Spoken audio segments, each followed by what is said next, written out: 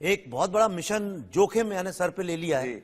एक ऐसा सत्य जो पिछले 30 साल से किसी ने सामने नहीं आने दिया, उसको दुनिया को बताने का जोखिम लिया है। लेकिन तुम्हारी तरह मैं भी रुकने वालों में से नहीं हूं। नहीं, ये पूरा एक इस्लामिक टेररिज्म, एक फैनेटिक रीच। तो उन्होंने मार मार के लड़कियों को बुर्का पहनाना शुरू किया। युवाओं की भीड़ मेरे साथ Vivek Agnihotri ji, live the edge film maker, nationalist, the Kashmir files के डायरेक्टर और हर कंट्रोवर्शियल मुद्दे पे, हर देश हित से जुड़े मुद्दे पर बोलते। विवेक जी, आप देख रहे हैं कितना ज्यादा क्राउड पीछे मौजूद है, यहीं पे है, आपसे सवाल पूछेगा। आप मेरे साथ जुड़ रहे हैं, कैसा लग रहा है विवेक जी? आप दिल्ली में आ चुके हैं मुंबई से, how are you feeling to be in Delhi? एक बहुत बड़ा मिशन जोखिम मैंने सर पे ले लिया है। एक ऐसा सत्य जो पिछले 30 साल से किसी ने सामने नहीं आने दिया, उसको दुनिया को बताने का जोखिम लिया है। और उसके चलते दुनिया भर के लोग रैटल हो रहे हैं, परेशान हो रहे हैं, धमकियां दे रहे हैं।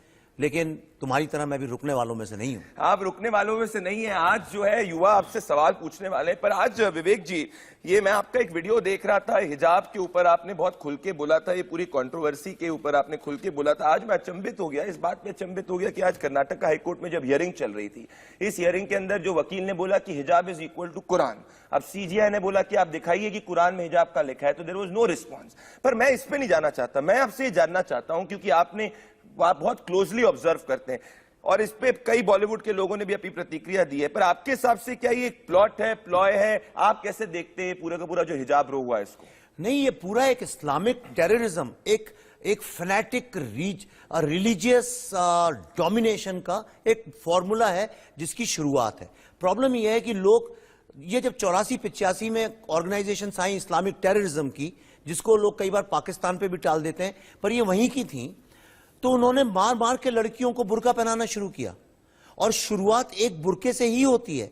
इसके बाद ये होता है कि और डोमिनेशन बढ़ता है। फिर जो हिंदू लड़कियां, उनको आइसोलेट किया जाता है, फिर उनको अदरिंग, मतलब आप हमसे अलग हैं। फिर उन लोगों को एकदम से आइडेंटिफाई करके सेपरेट कर दिया था। कश्मीर में यही हुआ, जो 100% जहां पे हिंदू पॉपुलेशन थी, भारत के बेस्ट ऑफ द माइंड्स जहां पे गए, शिव, सरस्वती, पतंजलि, आप नाम लीजिए, कोई सी कालिदास, नाट्यशास्त्र, सब चीज वहां पे हुई।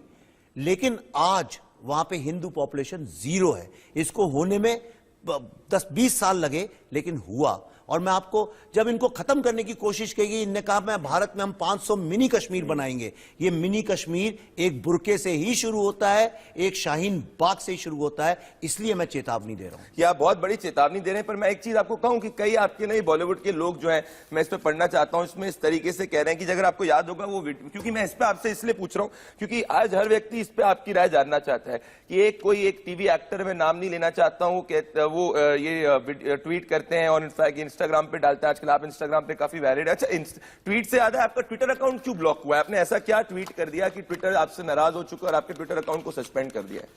और इनफैक्ट एक और चीज मैं बताऊं, मैं पढ़ रहा था कि आपको थ्रेट कॉल्स भी आने लग गए हैं, क्योंकि आपने द कश्मीर फाइल्स की बात करी है। तो क्या आप ये थ्रेट कॉल्स क्यों आने लग गए? आपको कौन थ्रेट कर रहा है आपको, विवेक अग्निहोत्री? कौन करेगा? आप भी जानते ही अच्छे से, आप बहुत अच्छे से जानते हैं सिखों को क्यों मार डाला कश्मीर में, दलितों को क्यों मारा। अरे और तो छोड़िए, गुजर लोगों को, डोगरा लोगों को जी, और तो और आप छोड़िए, जो मॉडरेट मुस्लिम्स ने इस्लामिक टेररिज्म ने इस्लामिक टेररिज्म, आप टेररिज्म को गाली दीजिए, इनको कोई प्रॉब्लम नहीं है।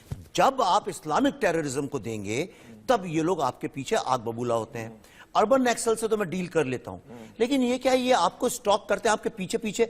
तो हुआ क्या था कि बहुत वल्गर लेवल पे जब चालू हो गई, वल्गर भाषा में नहीं, मतलब ये कि अच्छा आप अभी वहां हैं, अच्छा अभी आप वहां गए हैं, जब ये स्थिति हो गई, तो मुझे ऐसा लगा कि थोड़ा सा मेरे को 2-3 दिन का ब्रेक लेना चाहिए और अपनी जिंदगी और अपने आसपास की सिक्योरिटी को व्यवस्थित करना चाहिए।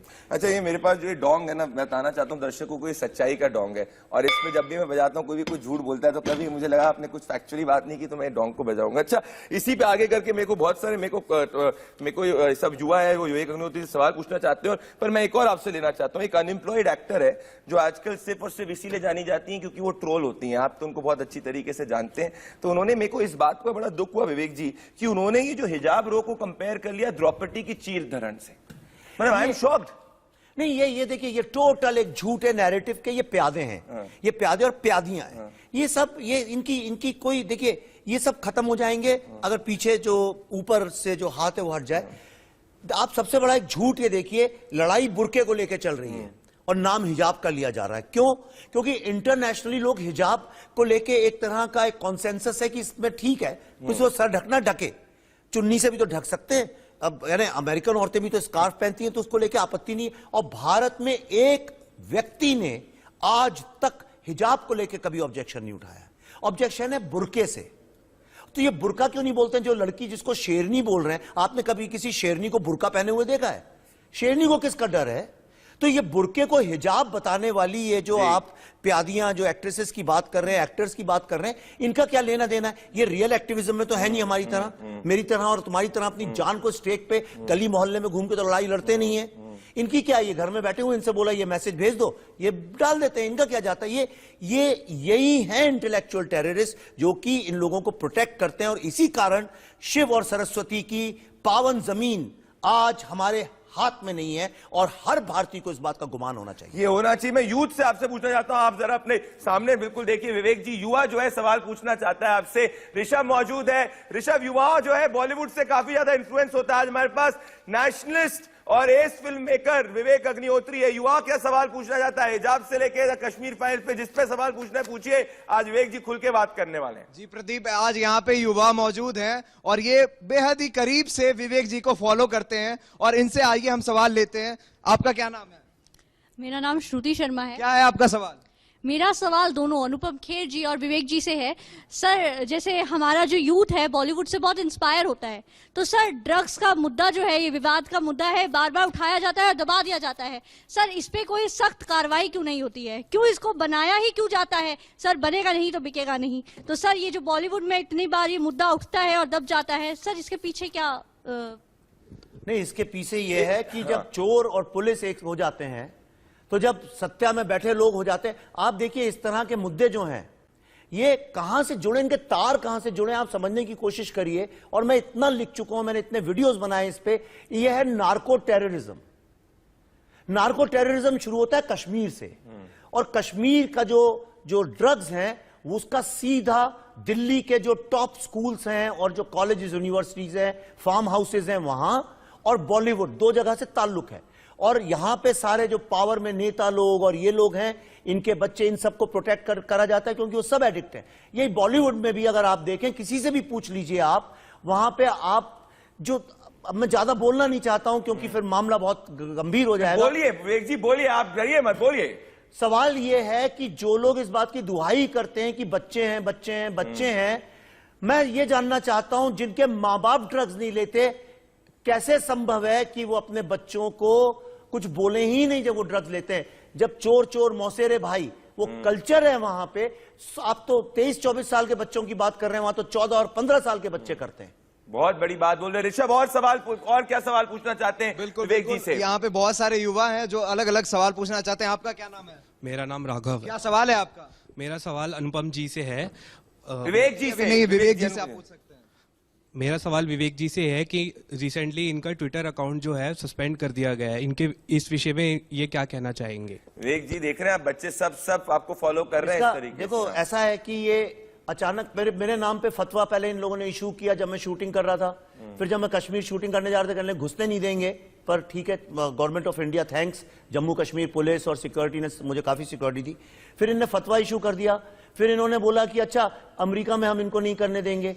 अब पहले इनको लगा कि शायद फिल्म रिलीज ही ना हो, लेकिन जब रिलीज पे बात आ गई और अब उसका जब ट्रेलर रिलीज होने वाला है 1-2 दिन के अंदर, तो इनमें सनसनाहट सी फैल गई और उन्होंने कहा इस आदमी को डिमोरलाइज करो, धमकी देके इसको नर्वस कर दो। और इसलिए मेरे को ये ट्विटर में इतनी ज्यादा धमकियां देनी इन्होंने शुरू कर दी। तो मैंने कहा मैं 1-2 दिन पॉज लेता हूं, जरा पहले तो इन लोगों को दूर करूं अपने से जो मधुमक्खियों की तरह आ जाते हैं, और दूसरा उसको एनालाइज कर सकें सिक्योरिटी वाले कि उसमें से कौन सी सीरियस है, उनको फॉलो कर सकें, उनको चेस कर सकें और पता कर सकें एग्जैक्टली कहां से आ रही हैं। और मैं एग्जैक्टली जानता भी हूं कहां से आ रही हैं। इस तरह की धमकियां ट्रोल्स नहीं दे सकते। ये तभी दे सकते हैं जब इनके पीछे एक बहुत बड़ा पावर सेंटर काम कर रहा हो। और चूंकि मैंने बुर्के के बारे में बोला जी, मैं अकेला था जो बॉलीवुड से खड़े होकर मैंने लड़ाई लड़ रहा हूं बुर्के को, तब से तो आग लग गई है। ये मैं इसी पे आना चाह रहा हूं वापस से। आप देखिए इतना युवा क्राउड है यहाँ पे, और आजकल ना फर्क ये, मैं एक बार दिखाएं जरा, अगर दिखा सकते हैं आप। ये देखिए कितनी, आप पीछे देखिए विवेक जी, कितना मैसिवली क्राउड यहाँ पे आया हुआ है। और ये बच्चे आपसे पूछेंगे क्योंकि ये यंगस्टर्स जो है बहुत इन्फ्लुएंस होते हैं। मेरे पास बहुत सारी रिसर्च है, मैं शॉक्ड हो जाता हूँ जब मैं एक चीज बताइए विवेक जी, क्योंकि बॉलीवुड का रोल बहुत इंपॉर्टेंट है और ये पूरी की पूरे नैरेटिव में भी बहुत इंपॉर्टेंट है। अब देखिए, जब ये constitutional question court Karnataka high court address कर रही है, तो इस वक्त कई फिल्म मेकर्स ऐसा क्यों ट्वीट करते हैं कि अगर आप if you will be silent to this will be same as collaborator. कोई ऐसे एक फिल्म मेकर ट्वीट करते हैं, genocide is at the doorstep, it's not just Muslims to fend for themselves, progressive well meaning Hindus will have to call out the hate within, demand accountability and force action, your silence dissociation is meaningless. तो ये किस तरीके की बात कर रही है, genocide से लिंक कर रहे हैं, जब एक कॉन्स्टिट्यूशनल कोर्ट इसको सुन रहा है, जब ऑलरेडी एक इंटरिम ऑर्डर पास हो गया, तो चाहते क्या? ये तो मुझे Shaheen Bagh anti CA model दिख रहा है पूरा। देखिए, अगर जब एक चोर को पकड़ा जाए और अगर कुछ लोग कहें नहीं इसने चोरी नहीं की और जरूरत से ज्यादा आगे चल के उसकी अगर वो करें, तो इसका मतलब वो कहीं उससे जुड़े हुए हैं। लोग भूल जाते हैं क्योंकि बंबई में ज्यादा लोग रहते नहीं है। जब दाऊद अब्राहम को 1993 के बॉम्ब ब्लास्ट के बाद पहली बार जब पुलिस ने ये बोला कि इसके पीछे दाऊद अब्राहम का हाथ है, आप जरा जाके कोई रिसर्च करें, इतने यंग बच्चे यहां बैठे हैं, मैं आपसे रिक्वेस्ट करता हूं आप रिसर्च करिए, मैं आपको फाइनेंस करता हूं। तब इन्हीं इंटेलेक्चुअल्स ने या इन्हीं की जमात के लोगों ने दाऊद अब्राहम तक को डिफेंड करने की कोशिश की थी और कहा था नहीं ये एक साजिश है, सरकार अपने हाथ धोना चाहती है जो ब्लास्ट हुए हैं उससे।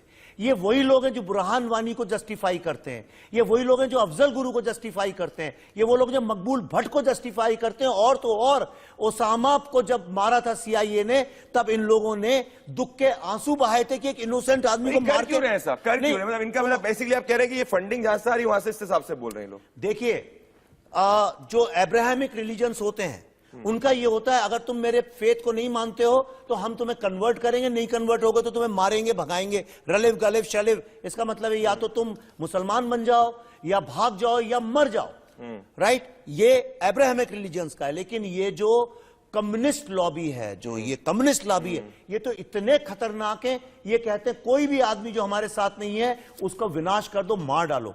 और उसके लिए इनके इंस्टीट्यूशंस इतने पावरफुल हैं। अरे प्रदीप, आपने तो सहन किया, आप तो अच्छे से जानते हैं, इतने पावरफुल इनके इंस्टीट्यूशन है, 150 साल से उसके ऊपर ये बैठे हुए हैं। सरकार चाहे किसी की भी हो, एक बात मान लीजिए, एस्टेब्लिशमेंट इनका है, इसलिए इनके खिलाफ आवाज उठाना असली रेवोल्यूशन है। ये बहुत बड़ी इनके बात खिलाफ आवाज उठाना एंटी अब एस्टेब्लिशमेंट। जैसे आप विजुअल्स देखिए, ये जो लड़कियों जिनके विजुअल्स आप देख रहे हैं, स्कूल्स के अंदर पहले बुर्का नहीं पहनती थी। आपको मैं एक बात बताऊं कि जो 2-3 महीने पहले इनफैक्ट स्कूल्स ये कह रहे थे, हर स्कूल के अंदर ये लागू नहीं हुआ है, कोई स्कूल कह रहे थे कि आप अगर स्कूल के अंदर भी आके पहनिए, उसके बाद आके उतार दी, क्योंकि कॉमन ड्रेस कोड है। पर पेरेंट्स जो है वो ये कह रहे हैं कि भाई पहले हिजाब फिर किताब। मैं शॉक्ड इस बात पे हूं कि पहले हिजाब फिर किताब को अगर ये इंस्टीट्यूशनलाइज कर देंगे मुसलमान लड़कियों के अंदर, तो फिर सोसाइटी कहां से जाएगी? रेडिकलाइजेशन की तरफ और बढ़ाया नहीं जा सकता, क्योंकि अगर बच्चे पढ़ेंगे नहीं तो क्या समझे? ये रेडिकलाइजेशन नहीं है। पहली बात तो सेपरेटिज्म, रेडिकलाइजेशन को किनारे, ये सब झूठे शब्द हैं। ये इस्लामिक टेररिज्म है और ये उसका मॉड्यूल है।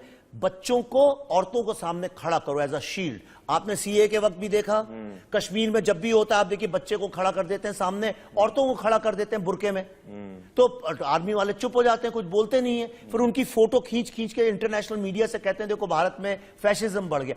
ये पहले आपको एक प्रॉब्लम क्रिएट करेंगे, फिर डोमिनेट करेंगे आपके कल्चर को अटैक करके, और धीरे धीरे जब इनको लगेगा हमारी थोड़ी ताकत बन गई है, फिर बंदूकें और बम निकलेंगे और लोगों को मारना शुरू होगा। बहुत बड़ी, इसलिए मैं इसको रोकना चाहता हूं।